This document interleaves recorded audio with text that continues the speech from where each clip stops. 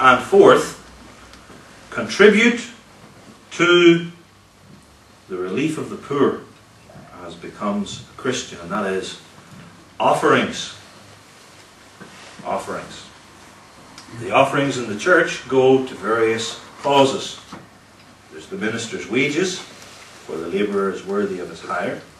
There are other ways of maintaining the gospel, the spread of reformed books and pamphlets, some of which are given free to translators, the dissemination of CDs and DVDs, putting up a building in which to preach the gospel and assemble together and hold church meetings, and to help in mission work, for instance, in Limerick.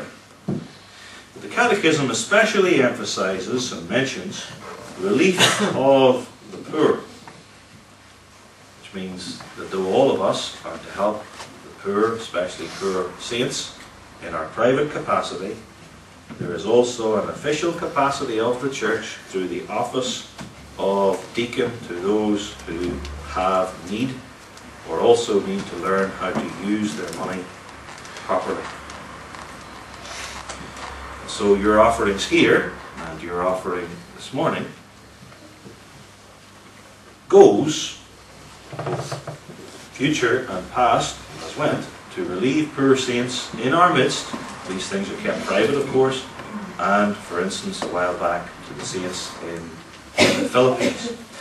Now, I've mentioned 4 things listed here that we do in churches' public worship, but the list is not, and is not intended to be, exhaustive. It does not mention, for instance, the blessing. And one omission is the most significant: singing. Lord's Day 38 does not specifically mention singing.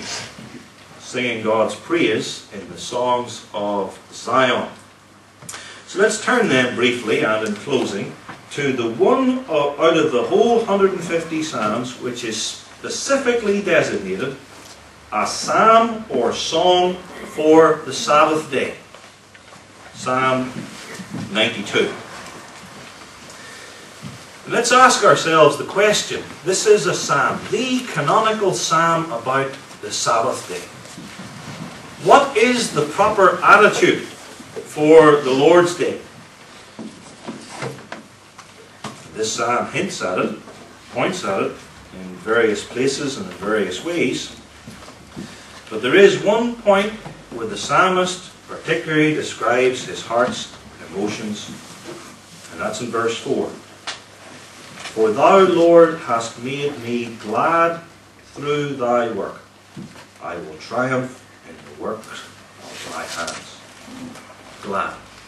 That's the proper, normal, basic approach for the Lord's worship on this day.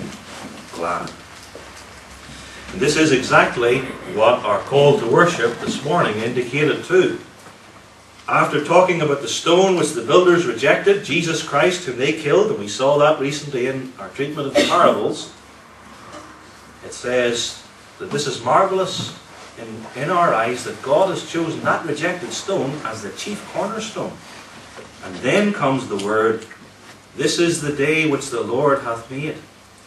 We will rejoice and be glad in it. Christ is risen. The day of his resurrection, the first day of the week, we will be glad in it. And when the Apostle John says in Revelation 1 that he was in the Spirit on the Lord's day, yes, he was receiving direct revelation, the book of Revelation. His heart was glad about it too. Glad. Now this psalm, for the Sabbath, opens with 3 things that are said to be good. Here he is, coming into public worship on the Lord's Day. It is a good thing to do A, B, and C. It is a good thing to give thanks unto the Lord. Thanksgiving. The 3rd part of our Heidelberg Catechism, especially appropriate on the Lord's Day. Come into God's house grateful. Then you can worship. Next thing. Good thing to give thanks unto the Lord and to sing praises unto thy name, O Most High. And here the thanksgiving blends into singing God's praises. Because you're grateful to God, and then, as it were, you start to sing. Thanksgiving plus melody equals singing praises, like Psalm 92. Then verse 2, to show forth, this is the third thing, to show forth thy loving kindness in the morning, and thy faithfulness every night. God's virtues, to declare and extol them. Covenant virtues, loving kindness and faithfulness to his people in the covenant of grace. And we do this in the morning and every night. And it's very tempting to say, there you are, there's your morning service, let's show forth God's thankfulness. And our evening service, let's declare his faithfulness every night. But that isn't especially the idea. But, fair enough, let's do that, okay. That's why, too, I decided to preach this sermon in the morning as opposed to the evening, so that hearing this, we can think more consciously about what this Lord's Day is that opens up before us, and so declare his faithfulness that he has kept us for another day. You will notice that verse 3 says that this thanksgiving, this praising, this showing God's virtues is done upon an instrument of 10 strings, and upon the psaltery, upon the harp with a solemn sound. 3 instruments are mentioned here, instruments used in the Old Testament with and after David.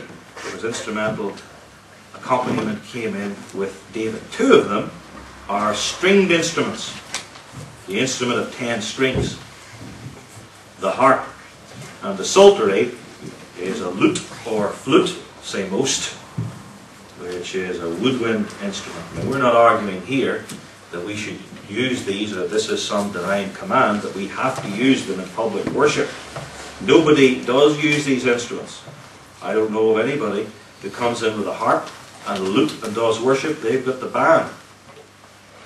But in the Old Testament, these instruments symbolize the joy and exuberance of worship, just as the dance does in the Old Testament.